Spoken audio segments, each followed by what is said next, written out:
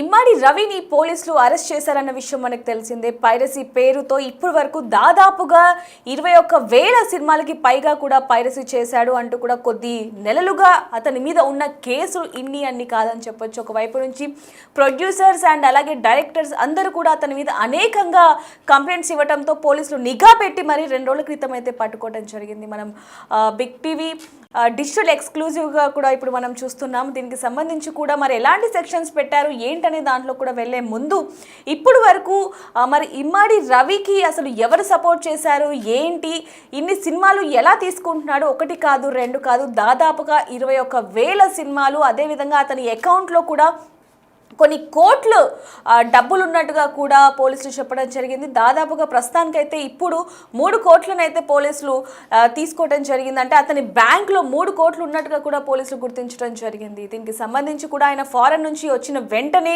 కుక్కట్పల్లిలో ఉన్న తన సొంత ఇంటికి వెళ్ళడం జరిగింది. అక్కడికి వెళ్ళాడంటూ కూడా ఇన్ఫర్మేషన్ రావడంతో పోలీసులు ఊటావుటన వెళ్ళి అతన్ని అరెస్ట్ చేయడం జరిగింది. ప్రస్తుతానికి ఇప్పుడు రిమాండ్లో ఉన్నాడు అంటూ కూడా అధికారులు చెప్తున్నారు. మరి దీనికి సంబంధించి ఇమ్మాడి రవికి అడ్వకేట్ ఎవరు లేరా, అసలు ఈ కేసు తీసుకుంటారా అనే క్వశ్చన్ మార్క్ మాత్రం పెద్దగానే ఉందని చెప్పొచ్చు. ఎందుకంటే పైరసీ పేరుతో ఎన్నో వేల సినిమాలను ప్రజలకు అందిస్తున్నాడు. బెప్పం అండ్ అలానే ఐబొమ్మ అనే వెబ్సైట్ని కూడా ఎంత యాక్టివ్గా ఉంచుతున్నాడు అనేది కూడా మనం చూస్తున్నాం. ఏ మూవీ అయినా సరే రిలీజ్ అయిన కొన్ని గంటల్లోనే ఆ వెబ్సైట్లో ఉండటం, అనేక మంది కూడా ఆ మూవీని ఫ్రీగా చూడటం అనేది కూడా మనం చూస్తున్నాం. దీనికి సంబంధించి కూడా అదొక్కటే కాకుండా అనేక ఆరోపణలు కూడా ఉన్నాయని చెప్పొచ్చు.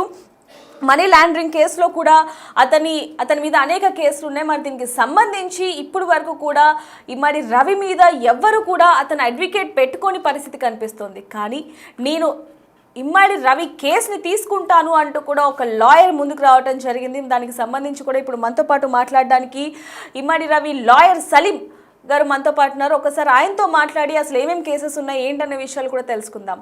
సార్ నమస్తే అండి. నమస్కారం సార్ నమస్తే.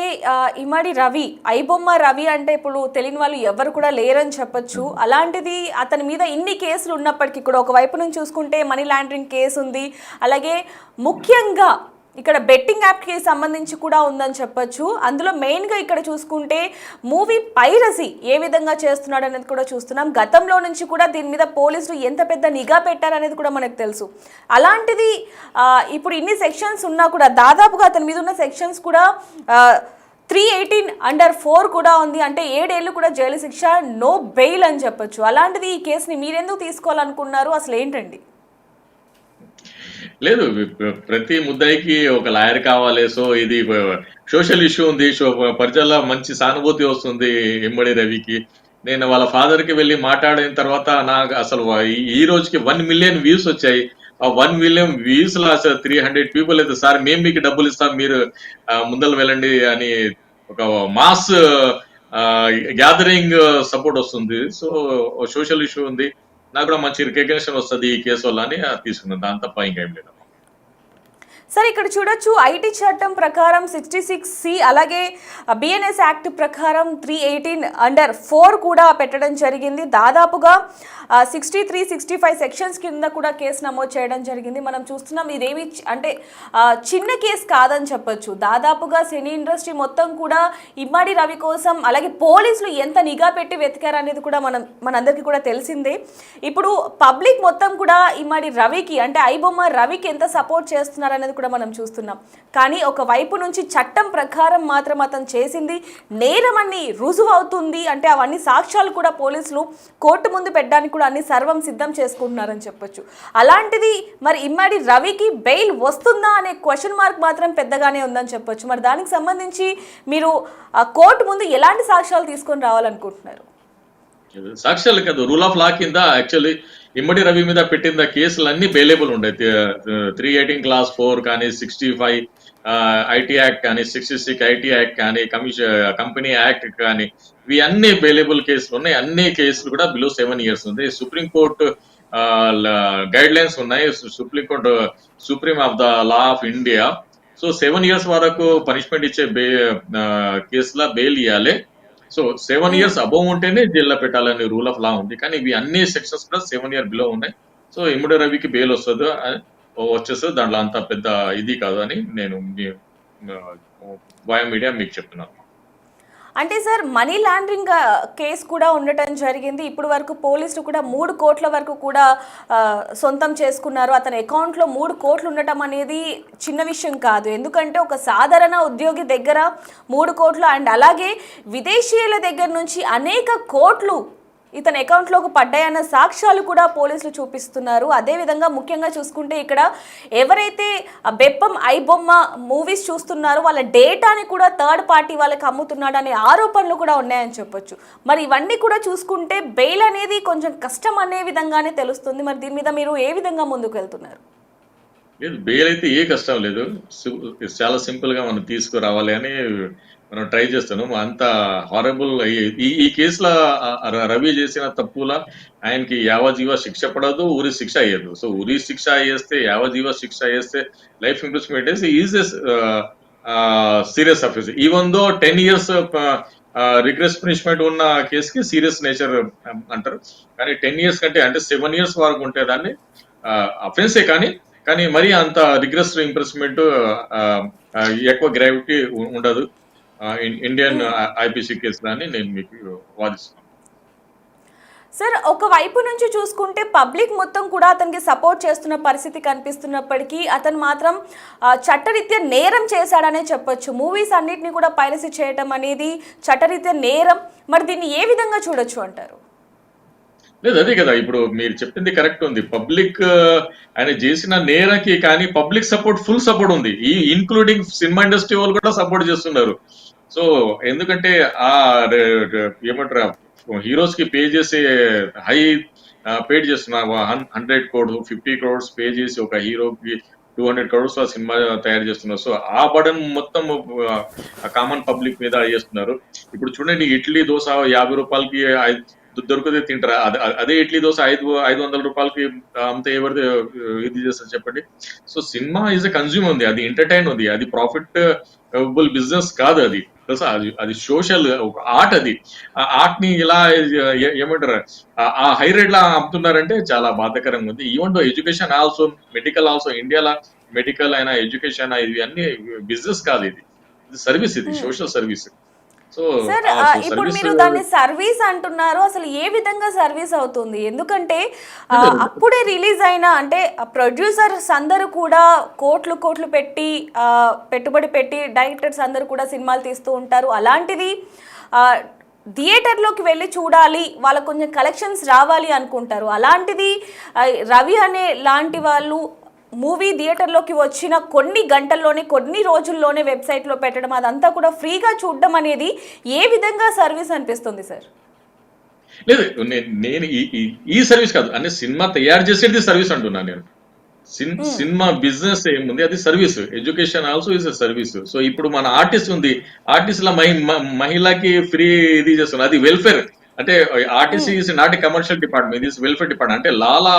అంటే లాలా ఉన్న సెక్షన్స్ ఆఫ్ లా కింద నేను మీకు మాట్లాడుతున్నాను.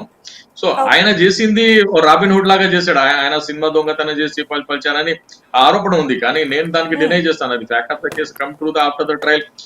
అది అలిగేషన్స్ ఉన్నాయి. సో ఎంటర్టైన్ ఇండస్ట్రీలా అంతా డబ్బులు పెట్టేసి సినిమాలు తీస్తున్నారు, అది ఒక కామన్ మీద పడుతుంది, అది బర్డన్ అని కామన్ పీపుల్ దానికి సపోర్ట్ చేస్తున్నారని చెప్తున్నాను మీకు. ఓకే సార్, మీరు అన్నట్టుగానే కామన్ పీపుల్స్ కూడా చాలా మంది కూడా సపోర్ట్ చేయడం జరిగింది. కానీ మధ్యతరగతి వాళ్ళు మాత్రం వేలు పెట్టి మేము థియేటర్స్లోకి వెళ్ళలేము, ఎందుకంటే ఒక్కరికి ఒక 500 అయినా సరే, చిన్న సినిమాలు అంటే పర్లేదు, కానీ పెద్ద సినిమాలకు మాత్రం వేలు పెట్టాల్సి వస్తుంది, అసలు మేము వెళ్ళలేని పరిస్థితి అంటూ కూడా కొంతవరకు సపోర్ట్ చేస్తున్నప్పటికీ కూడా అంటే ఆయన కేసు అంటే ఇప్పుడు చాలా మటుకు ఎన్నో కేసెస్ ఉన్నాయి, కానీ మీకెందుకు రవి కేసే తీసుకోవాలనిపించింది? అండ్ అలానే రవితో కానీ లేకపోతే రవి ఫాదర్తో కానీ మాట్లాడే ప్రయత్నం ఏమైనా చేశారా? అదే నేనైతే అదే రవి బిలాంగ్స్ టు విశాఖపట్నం, అంటే నా గుండె దగ్గరే ఉన్నాడు Ravi. So my moral responsibility, my heart beat అదే పలుకుతుంది రవి కేసు తీసుకున్నాలని. సో వాళ్ళ ఫాదర్ తో మాట్లాడిన తర్వాత చాలా ఇన్నోసెంట్ గా ఉన్నాయి. సో ఇటువంటి కేసులు సోషల్ ఇష్యూలా నేను ముందుకు వస్తాను, కేసు తీసుకుంటాను, దాన్ని వాదించేసి న్యాయం చేసి విధి విధానాలు నేను ఉంటాను. సో అదే ఉంది ఇప్పుడు. Ravi belongs to Visakhapatnam, I'm belongs to అంటే Visakhapatnam. Sir sorry matter sorry sir మధ్యలో మాట్లాడిస్తున్నందుకు. అంటే ఇన్నోసెంట్ అన్నారు, ఇక్కడ ఎవరిని ఇన్నోసెంట్ గా చూడాలి అంటారు? అంటే రవినా లేకపోతే రవి ఫాదర్నా? నేను రవికి కూడా ఇన్నోసెంట్ గా చూస్తాను, రవి ఫాదర్ కి కూడా ఇన్నోసెంట్ గా చూస్తాను, రవికి సపోర్ట్ చేసిన మాస్ గ్యాదరింగ్ కూడా నేను ఇన్నోసెంట్ చూస్తానమ్మా. అంటే అది అది ఎందుకు నా అంటారు సార్ మీరు ఆ వర్డ్ ని మెన్షన్ చేయడానికి గల రీజన్ ఏంటి అసలు? సార్. బిఫోర్ అంటే ఆయన ఏమంటారు, రవి అయినా రవి ఫాదర్ అయినా ఎవరైనా నేరం రుజువు కోర్టు రుజువు చేస్తారు. అది ఆయన మీద పడింది. ఇప్పుడు అలిగేషన్స్ ఉన్నాయి, ఆరోపణలు ఉన్నాయి. So every person innocent. After verdict వచ్చిన తర్వాతనే దాని మీద మనం ఇది చేస్తాము. సో మన Indian law before court judgement every person is innocent. So ఇది విధి విధానం ఉంది, నేను మీకు చెప్తున్నాను. అంటే సార్ ఒక వైపు నుంచి మనీ లాండరింగ్ అనేది కూడా చిన్న కేసు కాదు. ఇప్పుడు వరకు కూడా అతని అకౌంట్లో భారీగాని నగదు ఉంది అంటూ కూడా పోలీసులు గుర్తించడం జరిగింది. మరి దీనికి సంబంధించి మీరు ఏం చెప్తారు? అసలు ఎలాంటి సాక్ష్యాలని మీరు పోగు చేస్తున్నారని చెప్పొచ్చు? రేపు మళ్ళీ నాంపల్లి కోర్టు కూడా మీరు హాజరవబోతున్నారు. మరి అక్కడ ఎలాంటి సాక్ష్యాలను హాజరుపరచాలనుకుంటున్నారు? రవితో అసలు ఏం మాట్లాడాలనుకుంటున్నారు మీరు? లేదు, మనీ లాండరింగ్ కేసు అంటే, మనీ లాండరింగ్ అంటే ఇక్కడ ఉన్న డబ్బులు తీసుకుపోయి వేరే కంట్రీలా పెట్టేసి మరి రీవర్స్ వస్తుంది, అది మనీ లాండరింగ్. ఇది ఆయన మనీ లాండరింగ్ ఏం చేయలేదు కదా. ఆయన విదేశీయుల దగ్గర నుంచి కోట్ల కొద్దీ డబ్బు రవి అకౌంట్ లో పడింది అనేది కూడా పోలీసులు సాక్ష్యాలతో సహా కోర్టులో చూపించబోతున్నారని చెప్పొచ్చు. మరి దీనికి సంబంధించి ఏం చెప్తారు? ఎర్నింగ్ కావచ్చు కానీ మనీ లాండరింగ్ కాదు. ఆయన సంపాదించుకోవచ్చు కానీ మనీ అంటే లాండరింగ్ కాదు. ఒక మనీ లాండరింగ్ మధ్యతరగతి అంటే వ్యక్తి కోట్లు సంపాదించడం అనేది సాధ్యం అవుతుంది అంటారా? ఎందుకంటే వాళ్ళ ఫాదర్ కూడా చెప్పడం జరిగింది, వాళ్ళ ఫాదర్ పరిస్థితి ఎలా ఉందనేది కూడా మనందరం కూడా కళ్ళారా చూసాం. అలాంటి కుటుంబం నుంచి వచ్చిన రవి ఈరోజు కోట్ల కొద్దీ డబ్బు, అలాగే ఒక విల్లా అనేది ఇలా విదేశాలకు ఏ విధంగా వెళ్తున్నాడు, ఫారెన్ ట్రిప్స్ అవి ఇవన్నీ ఎలా వెళ్తున్నాడు అనేది కూడా మనం చూస్తున్నాం. మరి ఇవన్నీ కూడా అతనికి ఇంత డబ్బు అసలు ఎక్కడి నుంచి వచ్చింది అనుకోవాలి? మధ్య తరగతి నుంచేనే హీరో పుడతారమ్మా. ఇప్పుడు అలన్ మాస్క్ ఉన్నాడు, ఆయన ఒక మిడిల్ ఫ్యామిలీ నుంచేనే కదా సౌత్ ఆఫ్రికాలో పుట్టేసి ఈరోజు అమెరికాలో వెల్తీ పర్సన్ ఉన్నారు. So he choice is way he earn the money. So తెలుసా, ఒకరికి అవకాశం దొరుకుతుంది, ఒకరి అవకాశం దొరకదు. సో ప్రతి పర్సన్ మిడిల్ ఫ్యామిలీ నుంచేనే పైకి వస్తాడు. ఇప్పుడు మన మైక్రోసాఫ్ట్ ఉన్నారు, సత్యానంద్ లా ఉన్నారు, కానీ ఇప్పుడు మన వేరే ఉన్నారు కదా, వాళ్ళందరూ ఒక మిడిల్ ఫ్యామిలీ నుంచినే వచ్చారు, మిడిల్ ఫ్యామిలీ నుంచినే గ్రోత్ అయ్యారు. అంటే రవి సరైన దారిలో వెళ్ళే ఈ డబ్బులు సంపాదించారు అంటున్నారా మీరు?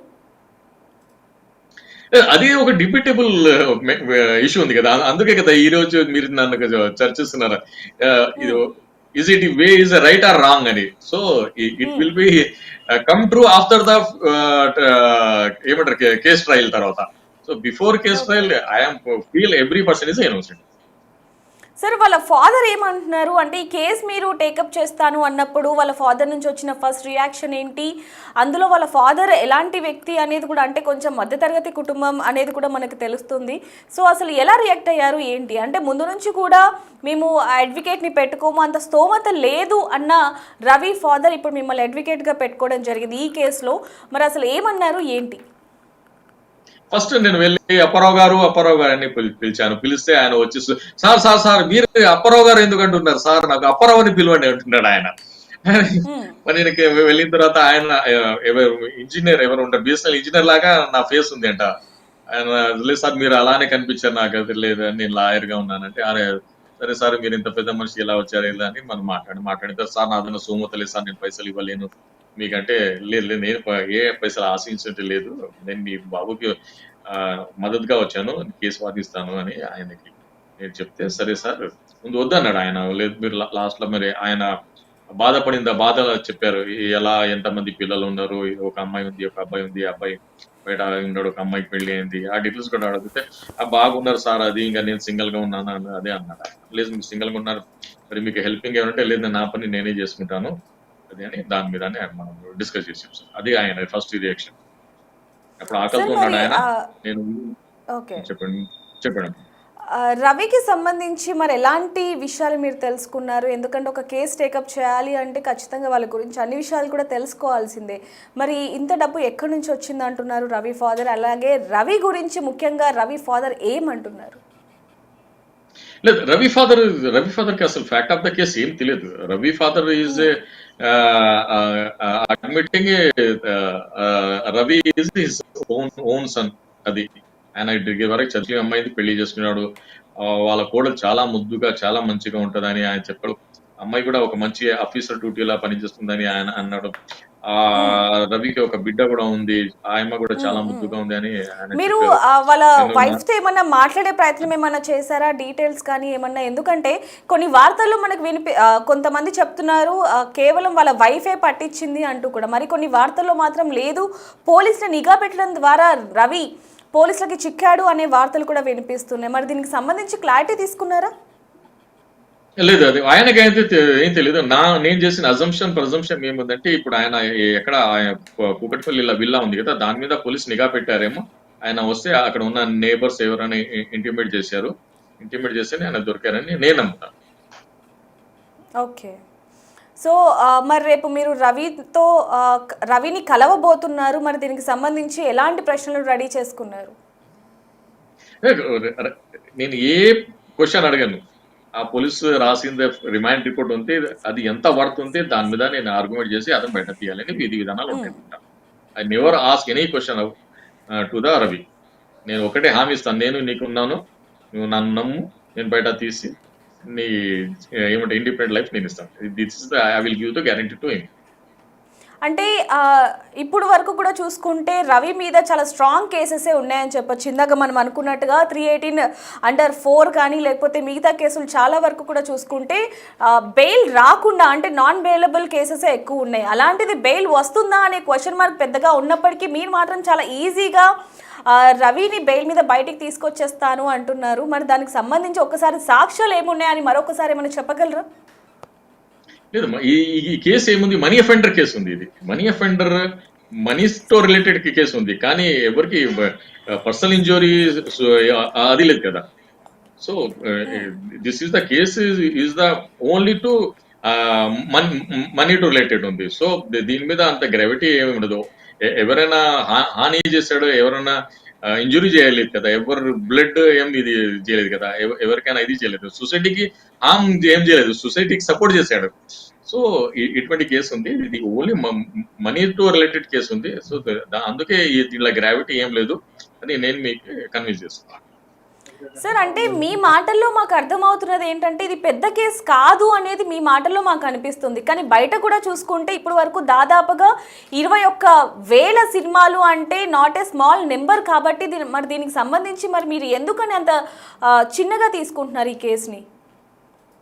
సార్, ఈ 20,000 సినిమాలు వాళ్ళ అలిగేషన్స్ ఉన్నాయి సార్. వాళ్ళ అలిగేషన్స్ మనీ లాండరింగ్ కావచ్చు, లేకపోతే విదేశీయుల మనీ లాండరింగ్ లేదు. ఐటీ యాక్ట్ ఉంది, ఆయన పైరసీ చేశారని మీ దగ్గర అంటే పాతది ఎఫ్ఐఆర్ కాపీ ఉంది కాబట్టి కొంచెం అందులో ఏమేమి సెక్షన్స్ పెట్టారు అనేది ఒకసారి డీటెయిల్ గా ఏమైనా చెప్పగలరా? బైహార్ట్ ఉంది కదా, 318(4) ఒకటి ఉంది, మరి 66, 65 ఐటీ యాక్ట్ ఉంది, మరి కంపెనీ యాక్ట్ ఉంది. దాని తప్ప ఇంకా ఏం లేదు.